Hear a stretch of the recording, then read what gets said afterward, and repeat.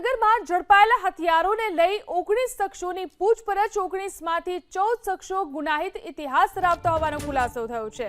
14 શખ્સો સામે ફાયરિંગ, ધમકી, ખંડણી જેવા ગુનાઓ નોંધાયેલા છે।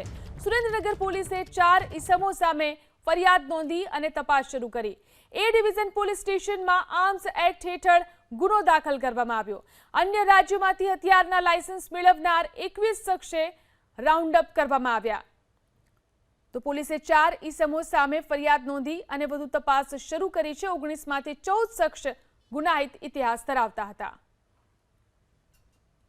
સુરેન્દ્રનગરમાં ઝડપાયેલા હથિયારોને લઈ 19 શખ્સોની પૂછપરછ 19માંથી 14 શખ્સો ગુનાહિત ઇતિહાસ ધરાવતા હોવાનો ખુલાસો થયો છે। 14 શખ્સો સામે ફાયરિંગ, ધમકી, ખંડણી જેવા ગુનાઓ નોંધાયેલા છે। સુરેન્દ્રનગર પોલીસે 4 ઇસમો સામે ફરિયાદ નોંધી અને તપાસ શરૂ કરી। એ ડિવિઝન પોલીસ સ્ટેશનમાં આર્મ્સ એક્ટ હેઠળ ગુનો દાખલ કરવામાં આવ્યો।